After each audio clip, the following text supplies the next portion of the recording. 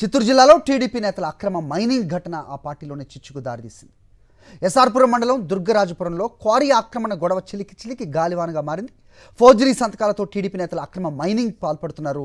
అయితే తమ టీడీపీ నేత శేఖర్ బాబు నుంచే తనకు ప్రాణహాని ఉందని వ్యాపారి భానుప్రతాప్ వాపోతున్నారు. శేఖర్ బాబుకు అధికార పార్టీ ఎమ్మెల్యే అండ ఉందని టీడీపీకి చెందిన వ్యాపారి భానుప్రతాప్ చెబుతున్నారు. టీడీపీలోనే తనకు అన్యాయం జరగడంపై భానుప్రతాప్ వాపోతున్నారు. సెప్టెంబర్ 22 నాకు వచ్చి గ్రాంట్ అయింది క్వారీ, కొత్త క్వారీ, పెనాల్టీ క్వారీ పక్కనే ఇంకో క్వారీ మా ఫాదర్ అప్లికేషన్ వేసిన క్వారీ గ్రాంట్ అయింది నా పైన. మేము డబ్బులు ఇచ్చి చేసుకొచ్చినాడు. ఇప్పుడు దీన్ని పెట్టుకుని ఆ క్వారీ నేను మార్చుకుంటాను అని చెప్పి మమ్మల్ని తిట్టను. సరే నా పైన గ్రాంట్ అయ్యింది కదా, క్వారీ వచ్చింది కదా అని చెప్పి నేను క్వారీకి వెళ్ళినాను. నేను అతని ఫ్రెండ్ పోయినాము. పోతే క్వారీలో కంప్లీట్గా వచ్చి ఒక 6 monthsగా పనిచేసి మొత్తం బ్లాక్స్లు ఒక 1000 blocks పైగా మొత్తం కొట్టిండారు. నేను క్వారీ గడిపి కొంచెం కూర్చుని ఇది దౌర్జన్యం చేస్తూ ఉన్నారు, మీరు నిలపండి అని చెప్పినాను.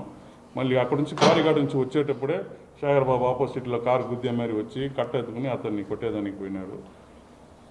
అక్కడ నుంచి శేఖర్ బాబు వెళ్ళిపోయినాక మళ్ళీ ఒక 10 పిల్లకాయలు వేరే కారు వేసుకుని వచ్చి క్వారీ గాడికి పోకూడదు అటని చెప్పి బెదిరించిన వీడియో అతను ఎత్తి పెట్టుకున్నాడు.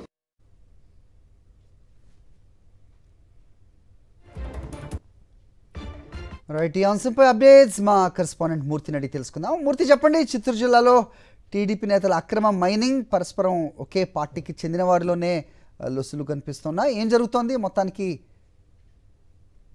ఈ ఫోర్జరీ సంతకాల గొడవ ఏంటి? అప్డేట్ చెప్పండి.